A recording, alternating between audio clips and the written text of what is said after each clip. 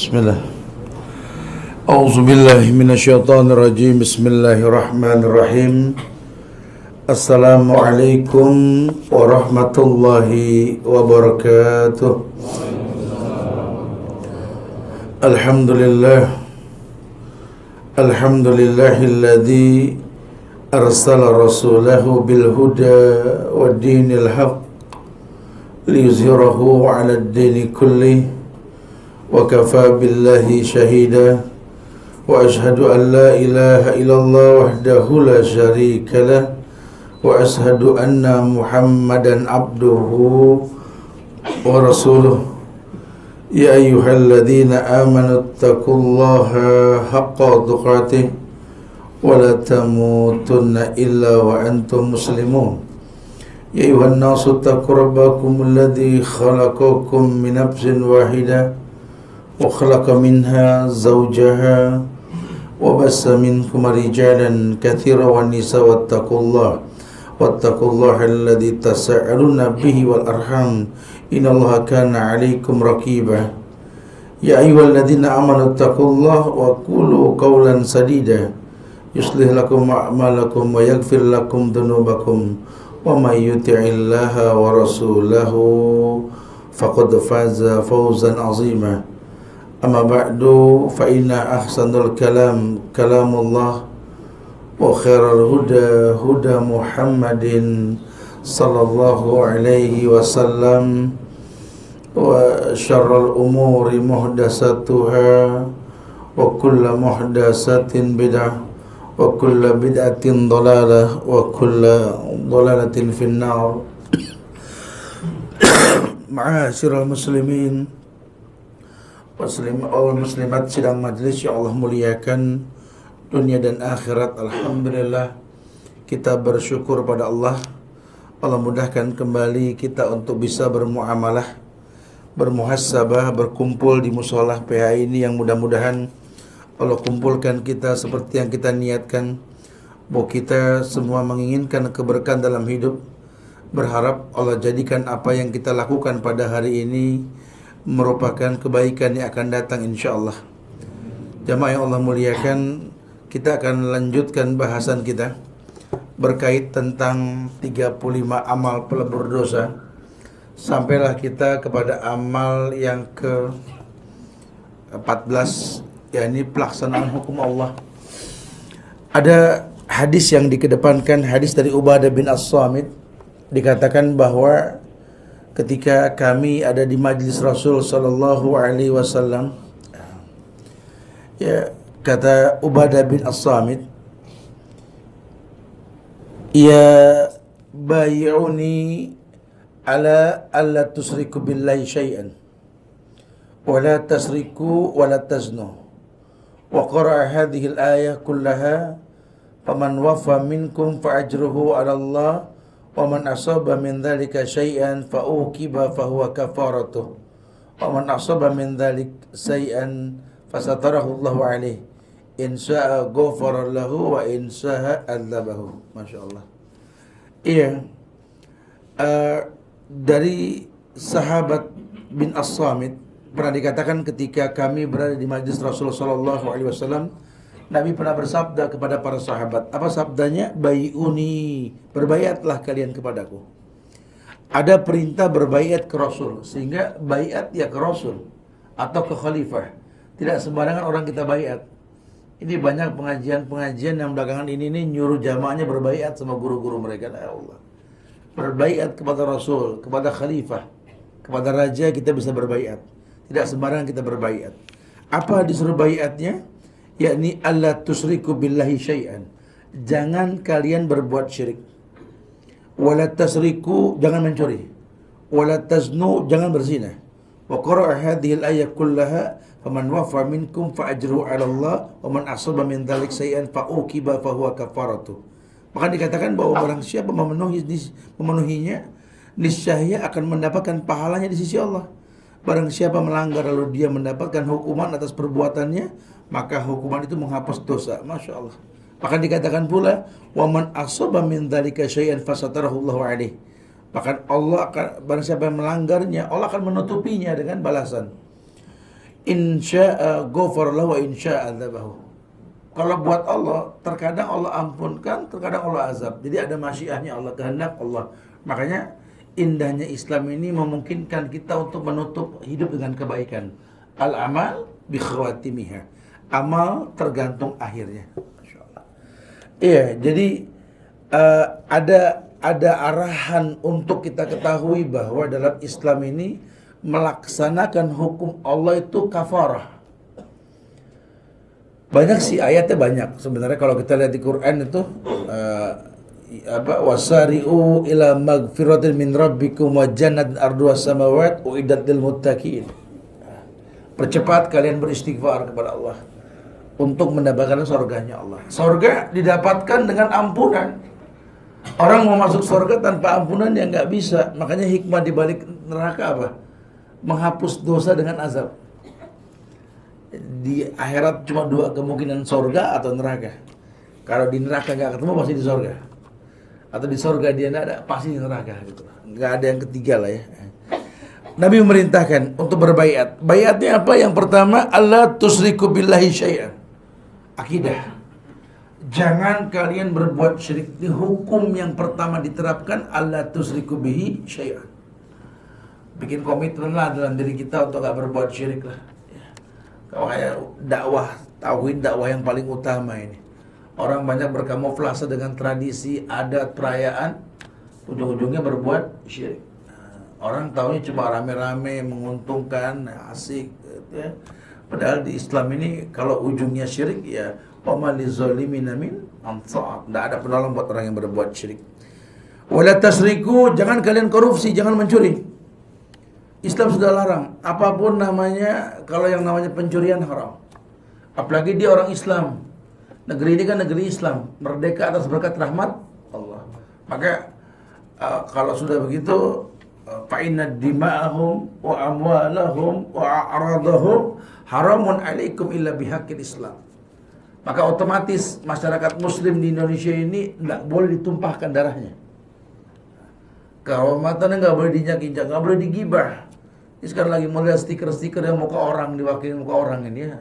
Nah, itu arti kita menjatuhkan keberadaan orang tersebut dengan anekdot, dengan lecehan, jangan. Kalau dia nggak suka, panjang nanti urusannya ya. Atau amwalahum, hartanya nggak boleh dijarah. Makanya koruptor ini mesti disampaikan dakwah kepada mereka ini ya. Bakal panjang cerita nanti sampai akhirat. Nggak ada kemuliaan dengan cara berbuat mencuri. Kemudian wala taznu, jangan kalian berzina. Larangan berzina mutlak. Maka dikatakan wala taqrabuz zina. Kalau zina sudah jangan dibahas lagi, lah jelas haram. Mendekatinya apa? Enggak boleh, apalagi melakukannya. Kemudian waqara hadhihi ayat Mumtahan ayat 12. Ayat apa?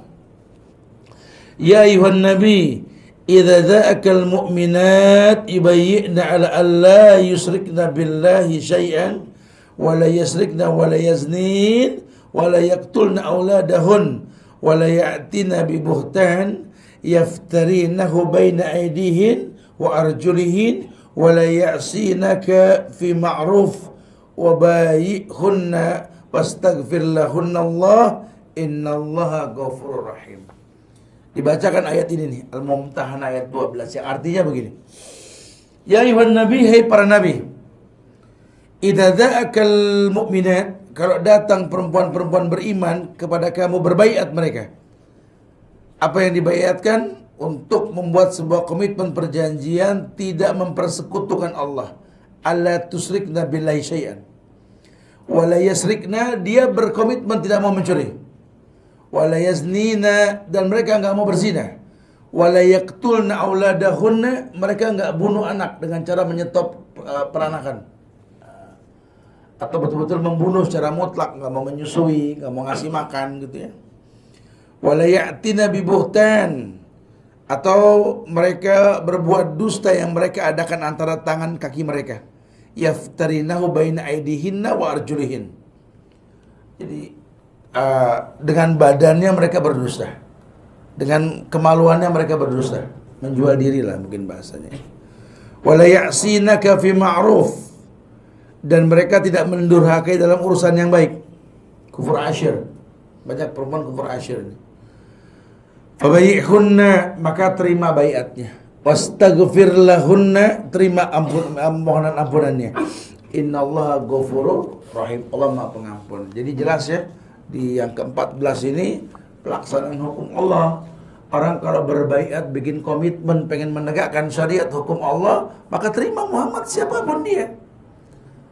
Dulu Muhammad sempat nggak ngopeni, ada orang buta yang pengen berbaiat, pengen berbicara sama Muhammad, pengen masuk Islam. Allah sini dengan abasa wa tawalla an ja'ahul a'ma. Jangan lihat orang siapa dia. Pokoknya siapapun dia, kalau dia mau berbaiat terima. Siapapun dia kalau mau bertobat terima. Jangan pilih-pilih kasih gitu lah ya. Dalam dakwah juga sama, la yahdiyakallah rajulan wahidan khairun laka min khumrun ni'am. La yahdiyakallah rajulan wahidan khairun laka min khumrun ni'am. Ya, satu orang saja dapat hidayah cukup. Lebih berharga ketimbang harta yang paling mahal. Oh, Masya Allah. Jadi kalau bisa kita punya cita-cita tuh, punya lahan yang besar, bikin taman-taman kajian gitu. Di satu waktu ada kajian sekalian tuh, kayak di Nabawi, kayak di Haram itu kan. Nabawi yang paling gampang lah. Itu ada lebih dari 30 syekh, 20 syekh gitu ya. Itu kajian bareng gitu. Masya Allah. Kajian bareng, di gini panitia dempet aja berantem gitu. Kalau bisa ngalah yang satu, kalau bisa. Padahal kalau bisa sebanyak-banyaknya kajian. Orang punya pilihannya kajian siro, akidah, fikih, tahsin, Masya Allah ya. Kita bikin di Bogor insya Allah. Mudah-mudahan ini awal tahun sudah ada pesantren orang-orang tua nih. Jadi syarat muridnya 45 ke atas. Yang belum 45 nganter aja pulang jemputnya. Sengaja orang-orang yang sudah punya waktu saya bikinkan pesantren ini buat nginep nanti ya, fadhal. Jumat, Sabtu, Ahad buat fokus belajar ya. Tidaklah antum punya waktu, Malaysia akhi, fadhal. Masya Allah. Iya, kalau perlu kita punya taman kajian. Di mana orang tuh memang hari libur itu menegakkan ayat yang mengatakan faida faragta fansab. Punya waktu kosong isi. Jangan disia-siakan. Kita di hidup cuma tazawwad. Saya pernah sampaikan, kita ini cuma ngantri mati, Pak, Bu. Cuma ngantri mati gitu. Ya, supaya nggak boring nungguin mati, Allah kasih mainan pekerjaan, istri, suami, mobil, motor ya. Sehingga kita ada ngepel-ngepel rumah nungguin mati, betul? Ke bengkel, salon mobil, ngapain bro nungguin mati gitu. Lah memang hidup ngantri mati, kalau nggak takziah ditakziahin. Jangan lupa masa kita sebentar, tazawwad ya akhi, berbekal. Bocorannya sudah asik, pokoknya yang masuk cuma 3, sedekah waktu hidup, ilmu yang bermanfaat, doa anak yang fokus di 3 ini. Jangan yang lain, yang ngapain buang waktu kita. Emang mau berapa lama lagi umur kita? Saya sering bilang paling 3 kali nyoblos, 3 kali pemilu paling. Itu pun kalau nyampe. Ini umur singkat. Tazawwad ya akhi, wa tazawwadu fa inna khairaz zadi taqwa. Berbekalah, sebaik-baik bekal takwa kepada Allah. Jadi fa idza faragta fansab. Punya waktu kosong isi dengan belajar. Mulia kita membawa bekal. Umur yang singkat jangan tersia-siakan. Fadhal kita kerja niat karena Allah. Di sela waktu baca Quran. Sesibuk apapun kita, azan berkumandang datang, syukur intizar. Syukur kita bisa menanti waktu azan sehingga double pahala. Sudah sholat berjamaah, intizar, menunggu azan tuh pahalanya pahala sholat berjamaah. Jadi umur kita yang singkat ini nggak terbuang percuma. Ada waktu kosong isi, Masya Allah. Mulai menyiapkan diri untuk hari tua nih, bagaimana kita bisa tetap jadi orang yang bermanfaat dalam ilmu tentunya. Tayyib. Kemudian di amal yang ke-15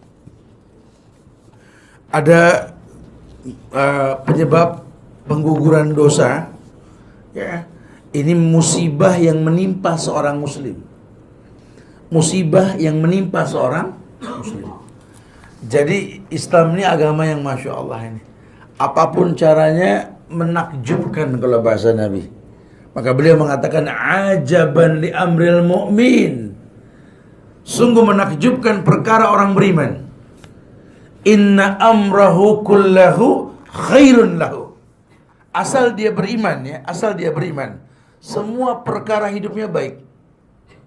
Man amila solihan min dzakarin au unsa wa huwa mu'min. Pokoknya mu'min. Falanuhyiyanahu hayatan thayyibah. Allah jamin kehidupan yang baik. Tadi sempat kita bahas sebuah kajian, bisa dilihat di sosmed itu ya.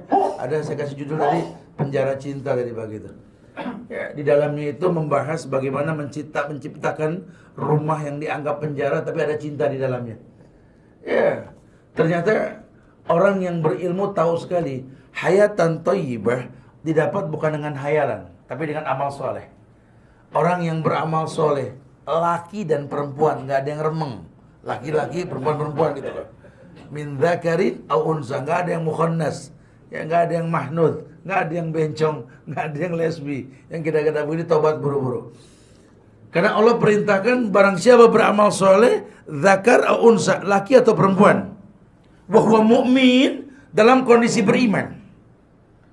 Dalam kondisi beriman, falanuhyiyannahu hayatan thayyibah, Allah pasti kasih kehidupan yang baik. Jadi kalau di rumah tangga kita hidup bersama orang yang beramal soleh dan dia beriman, aman. Laki-laki yang tegas sedikit dalam masalah ini. Kau titipkan anakmu dengan perempuan yang seperti apa? Begitu pula perempuan, tegas sedikit. Kamu ke surga barang siapa? Karena hayatan thayyibah didapat dengan orang yang beramal soleh dan dia beriman. Sekarang kalau pasangan hidupmu nggak beramal soleh dan nggak beriman, nasib. Sadaqallahul selesai. Ayo dong, kritisi dong. Ustadz ngomongnya baru sekarang sih udah terlanjur. Ya udah doain. Ada usaha untuk merubah karena ayat sudah baku. Orang pengen hayatan thayyibah, pengen kehidupan yang baik, ya harus beramal soleh dan harus beriman. Maka kalau memang banyak kebaikan dalam rumah kita nanti, ya tentunya amal soleh dikedepankan dan iman pun landasannya. Stabilkan iman. Bagaimana? Iman kan naik turun. Kita tahu lah iman naik turun. Naik dengan ketaatan, turun dengan kemaksiatan. Kita tahu lah. Makanya piculah diri kita, keluarga kita, ku anfusakum wa ahlikum nar. Untuk menstabilkan iman, gemar bersedekah dan gak identik sama uang. At-tabassum fi wajhika liyahaika shadaqah. Senyum pun sedekah. Fi buti ahadikum shadaqah. Pun gak seriawan, gak bisa senyum, datengin yang halal, sedekah. Masya Allah. Jadi jangan sampai kita nggak bersedekah ini. Ya, didik keluarga kita untuk bersedekah. Dan ini mendatangkan hayatan thayyibah. Nah, tapi yang namanya hidup kan ujian. Kata Aisyah, dia mengatakan Rasul pernah bersabda, "Ma min musibatin tusibul muslim illa kaffarallahu biha anhu hatta syauka yushakuha." Yang namanya musibah kan kita nggak bisa pilih-pilih ya. Andai aku bisa memilih takdir, ku pilih yang asik-asik gitu. Tapi kan nggak bisa. Ternyata ada musibah. Kata Aisyah, Rasul pernah bersabda, "Ma min musibatin tusibul muslim." Tidaklah sebuah musibah mengkontaminasi seorang muslim. Asal dia muslim. Tolong jaga keislaman kita nih. Udhulu fisilmi kafa. Masuk Islam secara menyeluruh. Ada tahapannya. Kita betul-betul orang yang kita orang yang musyaratah, kenal Allah. Kita orang yang muraqabah, kita orang yang mujahadah, kita orang yang taslim. Islam yang dimiliki bukan cuma status dan keturunan. Walaupun memang modal bayi lahir adalah seorang muslim, pakai Islam tersebut. Udkhulu fis-silmi kafah. Nabi mengatakan, ma min musibatin tusibul muslim. Tidaklah sebuah musibah mengkontaminasi seorang muslim. Muslim, enggak sembarangan orang ini. Illa kecuali kaffarallahu biha anhu hatta syauka yushakuha. Maka Allah jadikan musibah tersebut perontok dosa. Sampai duri kecil yang diinjak dia sakit itu rontok sebuah dosa. Asalkan muslim ya. Asalkan muslim. Makanya kalau dia enggak muslim ya enggak berlaku ini hukum. Sama dengan Nabi mengatakan, Allahumma barik li ummati fi bukuriha. Ya Allah, berikan berkah pada umatku di pagi hari. Barik li ummati fi bukuriha. Berikan berkah pada umatku di pagi hari. Iya, asal jadi umat Rasul. Doa pengantin, barakallahu lak wa baraka alaik wa jama bainakuma fi khairin. Siapa? Ya umat Muhammad. Umat Muhammad. Al-amal bi khawatimiha. Amal tergantung akhirnya. Al-amal bi khawatimiha. Amal tergantung akhirnya. Asalkan konsisten dalam iman dan keumatannya sebagai umat Muhammad, banyaklah doa Rasul yang sampai pada kita insyaallah. Riwayat lain mengatakan, mayusibul muslim, lagi-lagi orang Islamnya pakai alif lam lagi. Mayusibul muslim, tidaklah sesuatu menimpa orang Islam yang dipastikan keislamannya, karena muslimnya pakai alif lam. Min nasabin wala wasabin, di mana terkontaminasi keletihan. Nasabin kelelahan. Min nasabin kelelahan wala wasabin keletihan. Wala hammin wala hazanin, baik itu berbentuk kesusahan maupun duka lara gitu ya. Hatta syauka yushakuha, sampai duri yang dia injak tidak sengaja sakit setiap dia jalan, terasa sakit. Illa kafarallahu biha min khatayahu, kecuali setiap rasa sakit tersebut merontokkan sebuah dosa.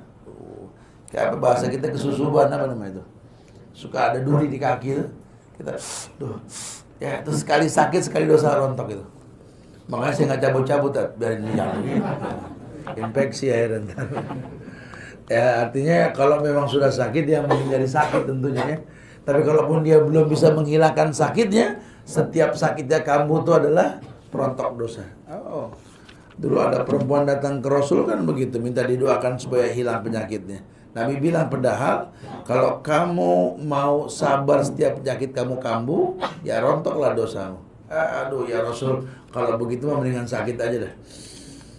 Karena kan sakit paling berapa lama lagi sih kan itu ya. Tapi kan lumayan ngerontokin dosa. Ya, Islam pun memperbolehkan berobat lebih baik, nggak mampu pun nggak ada masalah. Karena menakjubkan orang beriman, dia nggak peduli sembuh atau sakit, tapi yang dia inginkan sabar atau syukur, itu orang Islam. Dia nggak peduli sukses atau gagal, yang penting mencoba aja dulu. Kalaupun sukses alhamdulillah, gagal ya alhamdulillah, la kulli hal dia sabar. Karena buat Allah tuh nggak ngaruh.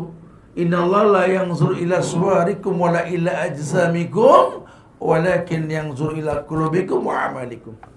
Karena Allah nggak ngelihat pada jabatan kalian, Allah lihat hati dan perbuatan kalian. Anda kaya jadi pejabat, syukur gak gitu loh. Anda miskin jadi orang yang mungkin gak kaya, bersabar gak kalian? Allah yang Allah lihat itu bukan fisiklinya. Karena buat Allah, Allah maha kaya. Bahkan kau si kaya bersedekah saja, nggak usah banyak dipuji lah. Dia yang untung, kalau nggak dia yang rugi. Jangan dicakcok-cakcokin orang sedekah berjuta-juta. Sedekah juta-juta dan cakcok. Ya wajar aja orang duitnya banyak. Ya kalau enggak dia dosa malahan ya. Karena kewajiban. Nah, kalau sudah bicara kewajiban ini kan setiap orang mesti fastabiqul khairat, berlomba-lomba. Jangan jadi sombong ya, yang mendatangkan cinta Allah kan sudah sering dibahas. Itu yang namanya sunnah. Bapak ngasih nafkah ke rumah tangga bapak, itu wajib, Pak. Ya, kalau nggak ngasih dosa. Makanya rumus tajirnya para suami itu nggak diminta ngasih nafkah. Itu rumus tajir sebenarnya. Ma'anfaqtum min syai'in fahuwa yukhlifuh. Apapun yang kalian infakkan, Allah yang bakal ganti langsung. Masya Allah. Bersih badan Pak jadi sehat. Maka Nabi mengatakan, nafkah yang kalian berikan kepada orang tua dan istri kalian lebih berharga ketimbang sedekah perang Tabuk bersamaku. Masya Allah. Ya, kalau laki pada tahu begini, perempuan pada amin. Cakep nih kajian nih. Dahaltu ala Rasulillah sallallahu alaihi wasallam wa huwa yu'aku fakultu ya Rasulullah innaka tu'ak wa'kan syadida. Qala ajal inni u'ak kama yu'ak rajulani minkum. Fakultu dhalik li'anna laka ajrain. Qala ajal dhalika kadhalik ma min muslimin yusibuhu adhan syawkah wa ma fawquha yushakuha illa kafarallahu biha syai'atihi kama tahuttu syajara warqaha. Kata sahabat Abdullah bin Mas'ud, dia pernah datang ke rumah Rasul nengokin Nabi lagi sakit. Nabi juga sakit. Jangan dibilang, oh kalau guru saya mah nggak pernah sakit. Kalah dong Rasul. Rasul sakit. Ya, banyak orang nih sekarang unik-unik. Ada lagi tadi saya bilang di kajian sebelumnya, ada orang yang nggak mau makan malam. Padahal Nabi sendiri sunnah makan malam gitu loh. Orang sekarang takut. Ada riwayat bahwa Nabi pernah keluar rumah di malam hari dalam kondisi lapar. Abu Bakar pun keluar, Umar pun keluar.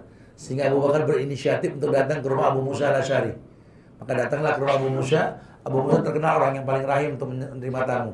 Diberikan setangkai korma, suruh memilih. Kemudian dimasakkan kambing dan lainnya, gulai dan lainnya. Nabi pun makan. Nabi makan malam.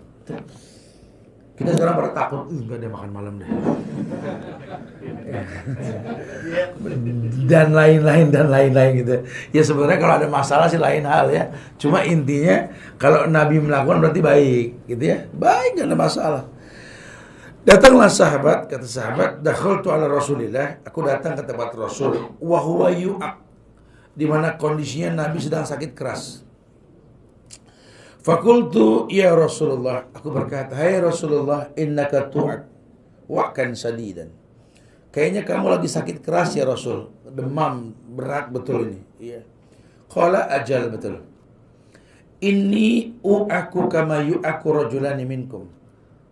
Sahabat, kata Nabi, aku tuh kalau sudah sakit, sakitku ini seumpama 2 orang di antara kalian yang sakit. Jadi kalau kalian kan cuma 1 orang, kalau aku rasanya kayak 2 orang yang sakit. Gitu. Yu'aku rajulani minkum. Fakultu dzalika li'anna laka ajrain. Kata Abdullah bin Mas'ud, apa karena kamu punya 2 kelipatan pahala ya Rasulullah? Karena ajal betul. Pahala Nabi gede, ujian juga lebih gede. Dalika kadzalik, benar itu. Beliau mengatakan min muslimin, enggak pakai alif lam. Islam, siapa saja statusnya Islam pokoknya. Yusibuhu artinya dia baru mu'alaf, dia baru hijrah, Islam masih remang, pokoknya Islam lah. Min muslimin, siapapun orang Islam yang statusnya muslim. Yusibuhu adzan, di mana dia terkena sebuah masalah, yakni tertimpa atau tertusuk duri, syaukah, fama fawqaha, atau yang lebih dari duri, yushakuha, yang menusuk bagian badannya, illa kafarallahu biha syai'ati kama takhuttu syajarah warkah, maka Allah akan rontokkan dosanya selama dia merasakan sakit seperti daun kering yang dirontokkan dari pohon.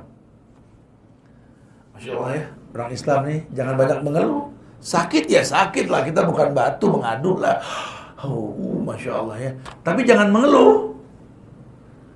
Jangan mengeluh, bahkan disuruh dihibur supaya dia nggak mengeluh.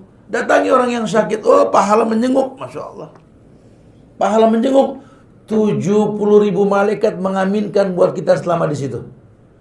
Mengatakan Allahumma gfirlahu, Allahumma arhamhu. Jadi kita nih kalau nengokin orang sakit, Assalamualaikum, waalaikumsalam, tanya kenapa, doakan. Allahumma adhibil ba'sa isfi anta syafi la shifa illa shifauka shifaan la yughadiru saqam la ba'sa tahur insyaallah. Kita begitu hibur dia. Masya Allah. Orang kalau udah sakit tinggal sembuhnya doang. Bersyukur antum. Ana nih saya tinggal sakit kalau begini. Dia senang, Masya Allah ya. Itu selama kita menghibur, 70.000 malaikat mengaminkan buat kita. Sampai kapan? Sampai kita keluar. Nggak keluar kalau gitu, Ustaz. Banyak ngantri, jangan. Yang menengok lain banyak. Ya, jujur, Islam ini agama yang Masya Allah. Ya, kita disuruh menghibur, mengingatkan. Apalagi kalau yang sakit itu betul-betul bukan yang sakit main-main, sakit parah gitu ya. Masya Allah. Nabi begitu. Ya, saling menyenguk ketika orang sakit datang gitu ya. La tusibul mu'min syaukatun fama fawqa illa qassallahu biha fi khati'atihi. La tusibul mu'min, tidaklah orang beriman yang jelas keimanannya, tusibu syaukah, terkena duri, wa ma fawqaha, maupun yang lebih dari duri, illa qassallahu biha fi khati'atihi, maka Allah akan menghapus kesalahannya dengan hal tersebut. Dari Jabir bin Abdullah dikatakan, ketika Rasul pernah menemui sahabiat perempuan yang sakit, berarti kita juga boleh nengok perempuan yang sakit. Nabi mencontohkan, namanya Ummu Sa'id. Kata Rasul, open banget Nabi ini, malaki ya Ummu Sa'id tuzafzafina. Kamu kenapa Ummu Sa'id tuzafzafina, gemeter begitu? Berarti kan Nabi ngelihat. Kalau godul basar diterjemahkan merem nggak boleh ngeliat perempuan, siapa bilang? Ya, yang penting di ekor mata kita nggak berjanji. Al-ula lak wa laysa lakasani. Kalau menatap lawan jenis itu yang pertama nikmat, yang kedua tergantung niat, kata Rasul gitu. Kalau niatnya islah silakan ngobrol. Kalau niatnya maksiat jangan. Haram. Jadi boleh, orang terjemahannya salah, godul basar itu nggak boleh ngeliat, wallahi. Pakaian perempuan, hijabnya perempuan. Ya, jadi itu yang paling betul. Kecuali kalau memang ada tradisi masyarakat tersebut fitnahnya besar, hijab lebih utama, nggak ngeliat. Di kita nggak bisa kita begitu, karena kita heterogen. Ya. Maka yang dikatakan bahwa godul basar itu memalingkan mata dari pandangan hati. Melihat cuma hati nggak bertaut, gitu ya. Taib, malaki ya Sa'id, tuzabzafina. Hei Sa'id, ada apa nih tuzabzafina, gemeter-gemeter begitu. Tuzabzafina itu gemeter ya, kayak demam. Gitu. Tuzabzafina. Qalat al-humma. Kata si Sa'id, demam Rasul al-humma. La barakallahu fiha. Mengeluh dia, la barakallahu fiha. Enggak ada enak-enaknya Rasul. Nabi langsung mengatakan qala la tasubbil humma. La tasubbil humma. Jangan kamu bilang la barakah fiha, jangan bilang enggak ada enak-enaknya. La tasubbil humma. Fa innaha tudhibu khataya bani Adam kama yudhibul khir khabatal hadid. Kalau kamu tahu ya Sa'ib, gemeter yang kamu rasa, tiap gemeter tuh rontok dosa. Kayak api membakar karat besi. Jangan. Aduh, ya Allah, jangan. Hidung gatel. Kadang-kadang ya Allah. Jangan. Gak boleh mengeluh, gak boleh. Alhamdulillah. Ya Allah, alhamdulillah ya Allah. La haula wala quwata illa billah. Jangan mengeluh. Karena kalau kamu gak mengeluh rontok dosa. Ketika kamu mengeluh hilang makna. Jadi Nabi ngomel, ini Sa'id bilang, Al-humma ya Rasul, la baraka fiha. Gemeter, demam, gak ada enak-enaknya Rasul. Marah Nabi, la tasubbil humma. Jangan kau bilang begitu. Fa innaha yudhibul khataya bani Adam kama yudhibul khir khabatal hadid. Kalau kamu bisa tahu, kamu bisa lihat, ini demam kamu ini ngerontokin dosa kayak api ngerontokin karat. Intinya sih jangan mengeluh lah. Ya mengadu manusiawi lah. Kalau kena beli nggak ngadu mah kelewatan deh ya. Jatuh pasti mengadu lah. Tapi kesonanya jangan terus, apalagi sumpah serapah. Orang dibilang aduh kampret, orang kelewatan tuh orangnya, jangan. Ya alhamdulillah ala kulli hal ya Allah, ini berdarah nih mungkin kita kalah cepat sama Kang Betadin doanya betul. Tadi pagi Kang Betadin berdoa, ya Allah mudah-mudahan laku nih Betadin. Kita belum doa, keduluan itu ya. Karena kalau kita nggak jatuh Betadin nggak ada yang beli. Masya Allah, alhamdulillah aku lihat. Jadi jelas yang ke-15 nih merontokkan dosa dari penyakit, tetapi dari penyakit yang dia rasa. Yang ke-16 dari Abu Hurairah diriwayatkan Nabi pernah bersabda, ala adullukum ala ma yamhullahu bihil khataya wa yarfa'u bihid darajat. Qala bala ya Rasulullah, qala isbagul wudu' ala al-makarih wa kasratul khuta' ila al-masjid wa intizarus salah ba'da salah fadzalika ar-ribat. Ada bab di sini bab berwudu dibilangnya, cuma hadisnya banyak makna ini. Perontok dosa dalam hadis Abu Hurairah dikatakan Nabi pernah bersabda, ala adullukum ala ma yamhullahu bihil khataya wa yarfa'u bihid darajat. Hei sahabat-sahabatku, kata Rasul, maukah kalian kutunjukkan pada perkara yang dengannya Allah Jalla wa'ala menghapus kesalahan-kesalahan kalian dan mengangkat derajat kalian. Jadi Nabi bilang, maukah kalian kuberitahukan tentang sebuah amalan, perkara yang kalau kalian melakukan dengan benar, hilanglah dosa, terangkatlah derajat. Nabi ngomong begini, sahabat kompak bilang, bala ya Rasulullah, mau banget ya Rasulullah. Qala, maka Nabi pun bersabda, isbagul wudu' alal makarih. Kamu perbanyak wudu di waktu yang kamu benci. Maksudnya gimana tuh? Perbanyak wudu di waktu yang kita benci. Kira-kira kapan? Tengah malam. Lagi enak-enaknya merem, AC lagi 16 di kamar, betul gak? Kita kebelet kencing, masuk kamar mandi suruh wudhu, nggak ada enak-enaknya betul. Itu yang dibilang wudhu paling kita benci. Tapi kan malam, antum kebelet buang air kecil ini kan ke kamar mandi, lihat jam 1:30. Ya Allah, itu sepertiga malam, bro. Sayang kalau kita nggak lakukan sholat tahajud dan witir kan. Allah turun sepertiga malam ke langit dunia, dan ini merupakan da'bus sholihin, kebiasaan orang soleh. Sayang. Bangun malam nggak tahajud, sayang, Allah sayang. Padahal ringan sekali. Kita bisa sambil duduk kalau diri kita nggak mampu. Ya kadang-kadang kan umur kan nggak bisa bohong, betul ya. Nah, sekarang bangun udah 3 kali bismillah, bismillah gitu ya, agak susah. Pengen sih sholat normal, cuman kan masya Allah udah banyak bunyi pojokan sikut krek.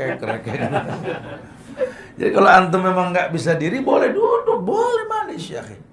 Pahalanya setengah. Diri pahalanya 1. Tapi zaman Rasul, Nabi pernah keluar ke Nabawi. Beliau ngelihat itu dari tembok ke tembok tuh banyak tali. Banyak tali.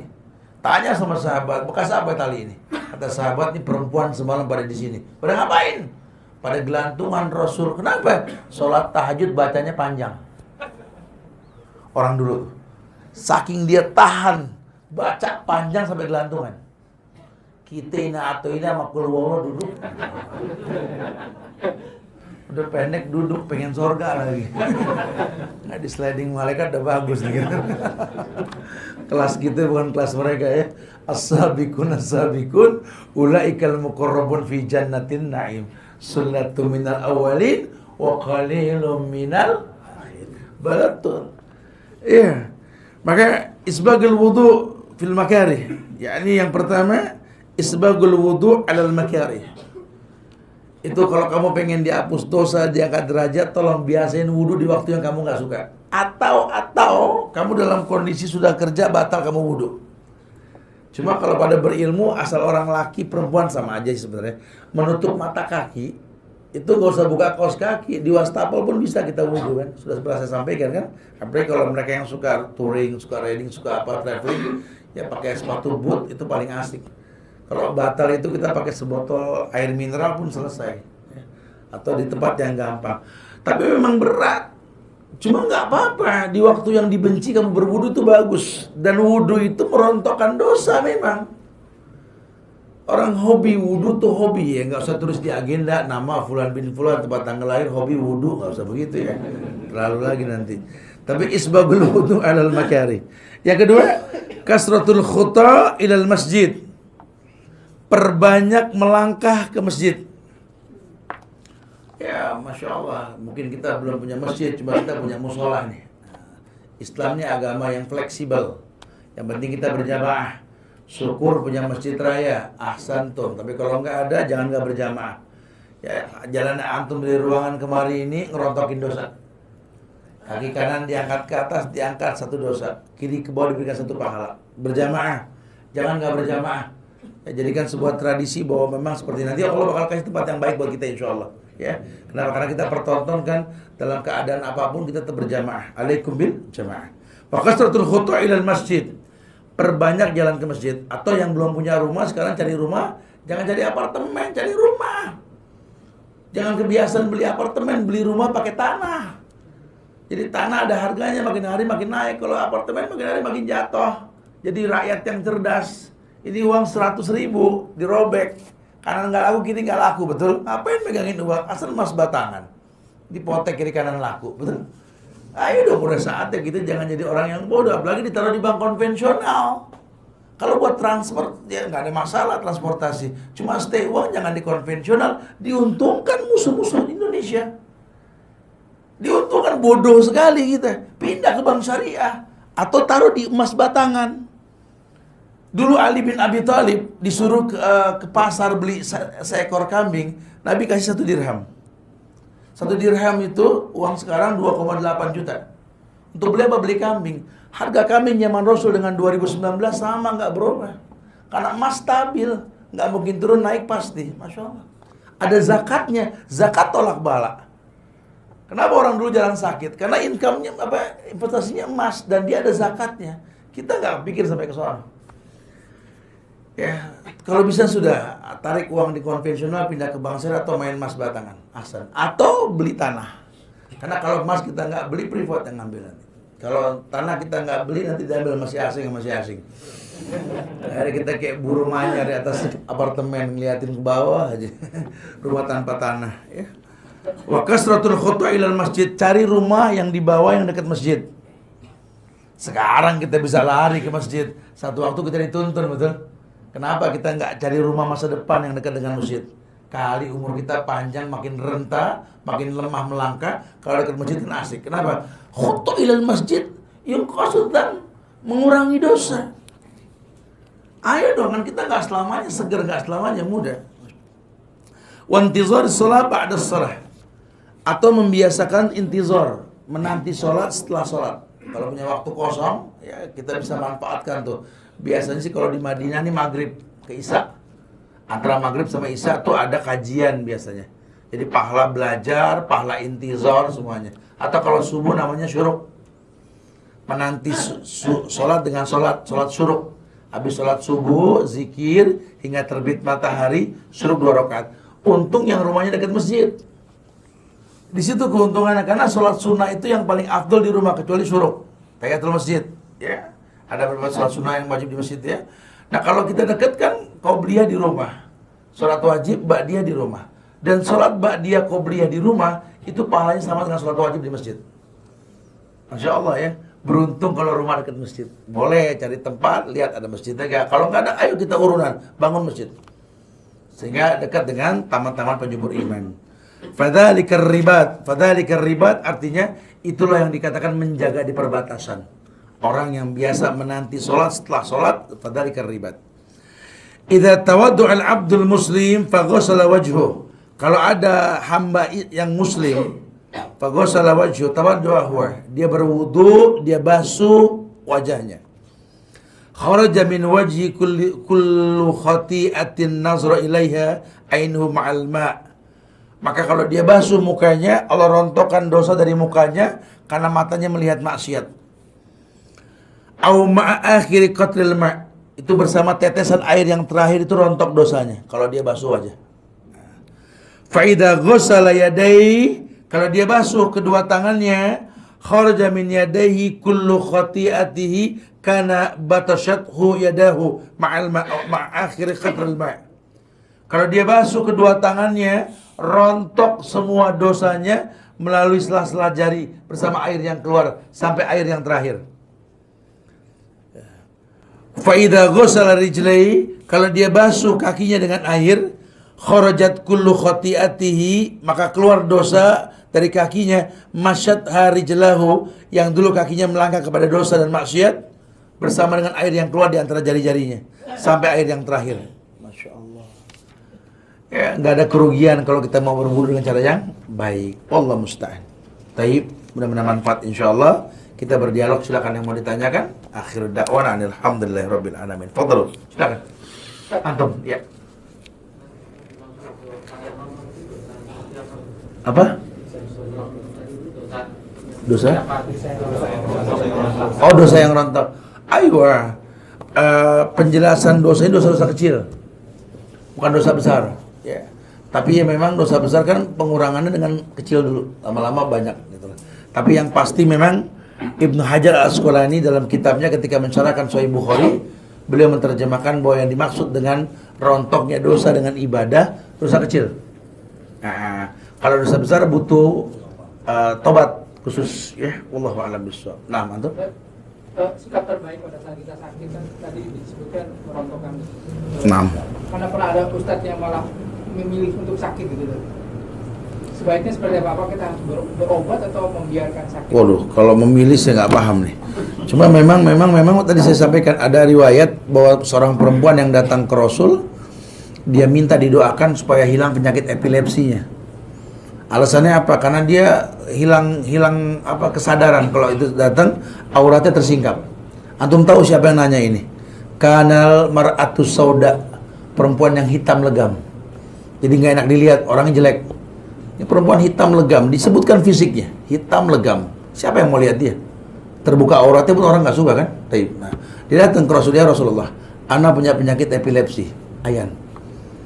Ana nih kalau lagi kambuh, aurat kebuka, malu gitu loh. Bayangkan orang yang nggak bagus pun malu auratnya kebuka, apalagi yang bagus, harusnya kan gitu kan. Berdoalah kepada Allah agar Allah hilangkan penyakitku supaya nggak terbuka auratku. Kata Nabi, kau datang ke orang yang tepat, ku minta dengan cara yang baik, ijabah, hilang penyakitmu. Tapi asal kau tahu, setiap penyakit Ayanmu kambuh, jaminannya surga. Kata si perempuan ini, ya udah jangan, kalau gitu biar Ayan aja. Tapi tolong minta sama Allah, jaga auratku. Masya Allah. Jadi itu memang landasan. Ada orang yang mungkin kalau memang dia tahu manfaat sakit, ya dia mendingan sakit. Karena ada orang tahu, dia kalau sehat, Ustaz, sombong atau apa, dengan sakit dia dekat sama Allah, dia yang tahu lah. Nah, makanya dalam Islam ini khilaf berkaitan dengan berobat. Nah, ya kalau memang urgensinya harus, ya wajib, karena kan memang ada kepentingan, dia harus kerja, harus bermuamalah, harus apa ya. Tapi kalau memang nggak terlalu sakitnya, nggak terlalu, ya dia nggak cengeng lah, dia nikmatin lah. Karena ruqyah dalam Islam kalau merutinkannya itu kan karakter orang yang tidak dapat masuk surga tanpa hisab kan. Ruqyah itu kan pengobatan, sama dengan orang berobat, dikit-dikit dokter. Jadi orang was-was ini. Sekali-kali rasakan sakit lah supaya kita tahu bahwa sakit itu nikmat. Jangan selamanya harus berobat. Ada orang Betawi bilang kenyi, apa kenyi itu ya? Gampang ratap gitu loh. Nah, itu nggak diperbolehkan. Ya Allah a'lam bishawab. Nah, taib. Antum. Apabila anak sakit itu apakah menjadi pelebuh dosa juga Wallahu a'lam bishawab. Taib ya, kalau anak sih memang belum ada dosa ya. Ulama sebagian mengatakan bahwa memang perontok dosa buat orang tuanya.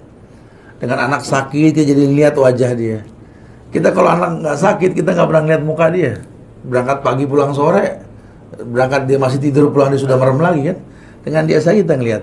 Iyalah hikmah dibalik anak sakit itu ya yang pasti baik buat orang tuanya. Wallahu a'lam bishawab. Nah, baik.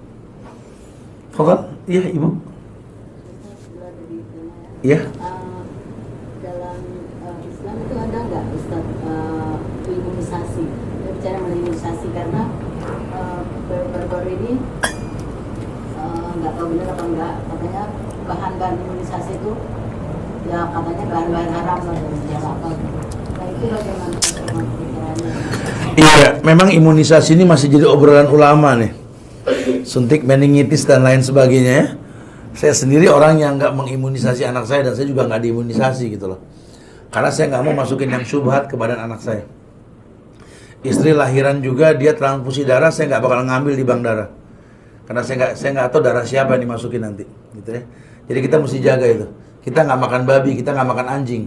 Tapi darah di PMI darah siapa tuh? Pemakan babi dan anjing sama aja. Muskilah. Saya pernah perjuangkan ini sampai ke PMI bilang nggak bisa dikawal darah. Saya bilang pakein sanad dong nih darah nih, punya siapa? Fulan bin Fulan. Kita nggak makan babi, cuma darah orang Tionghoa yang makan babi kan kacau dong. Sama aja kan, inna syaitan yajri min ibni Adam majrad dam. Saya lagi perjuangkan di MUI juga. Ayo dong perjuangkan dong, 83% muslim. Kesian ibu-ibu yang lahiran transfusi darah, betul? Nah, makanya sekarang kita usahakan kalau yang masuk ke badan kita ini yang melalui pengajian ikhwan-ikhwan tolong bantu donor darah, paling begitu. Harusnya tidak ada bank darah muslim, bank darah kafir harusnya gitu ya. Jadi ya perlu dijaga juga imunisasi juga. Kalau masih subhat mendingan jangan, Bu. Karena air susu ibu kan imunisasi sebenarnya. Kita makan yang halal dia imunisasi, atau konsumsi habafit. Habafit habatus sauda buat anak kecil. Nabi yang rekomendasi kan obat semua penyakit kecuali maut. Nah, ini yang mesti kita pertahankan di negeri kita nih. Makanya nih mulai Januari tanggal 19 nanti saya mulai launching daurah-daurah pengusaha muda. Dan kita perjuangkan punya TV komersil muslim nanti buat meng-up produk-produk Islam nih. Supaya kedepannya nggak remeng gitu loh. Kemarin kita sempat kumpul orator-orator dunia, insya Allah tanggal 15 Februari di New Zealand. Itu banyak produk yang dilegalkan di luar karena ilmiahnya orang-orang luar, Eropa dan lain sebagainya, masuk Indonesia nggak diterima. Karena pemahaman Islam ada tradisi yang dikedepankan, bukan ilmiahnya. Agak susah di kita nih, makanya muskilah. Lele halal lele, pecel lele halal. Tapi kalau minyaknya dibawa ke laboratorium jadi haram nanti. Karena bahayanya minyak dia itu. Nah, jadi makanya di kita kalau udah jelas syubhat atau remeng nggak tahu hukumnya, sebaiknya hindari deh. ngeri ke badan nggak bagus buat anak-anak kita ya. Semoga jaga anak kita semua insyaallah ya. Wallahu a'lam. Taib. Nah. Ada lagi? Fadhil. Kelas ya khair insyaallah, mudah-mudahan manfaat yang disampaikan buat saya pribadi dan jamaah sekalian ya. Jaga ukhuwah di antara kita, jangan bosan saling mendoakan, doakan diri kita, doakan keluarga kita, doakan ya perusahaan kita Pertamina PH ini, semoga Allah selalu jaga untuk menjadi sumber maisha kita semua insyaallah, dan Allah jaga pula negeri kita dari kehancuran ukhuwah kebangsaannya.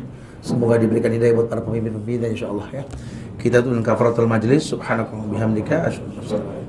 Assalamualaikum warahmatullahi wabarakatuh. Oh iya, sekedar informasi kalau saya lagi launching 1-2 bulan ini akekah subsidi. Jadi kambing-kambing murah untuk akekah 1 juta rata-rata itu. Yang belum di akekah bisa dilihat di usb.bawazir di Instagram nanti. Mungkin ada yang mau cicil atau apa, saudara yang belum di akekah, kita sengaja lagi promo yang murah supaya anak-anak bangsa di akekah semua insyaallah ya. Wallahu a'lam. Assalamualaikum warahmatullahi wabarakatuh.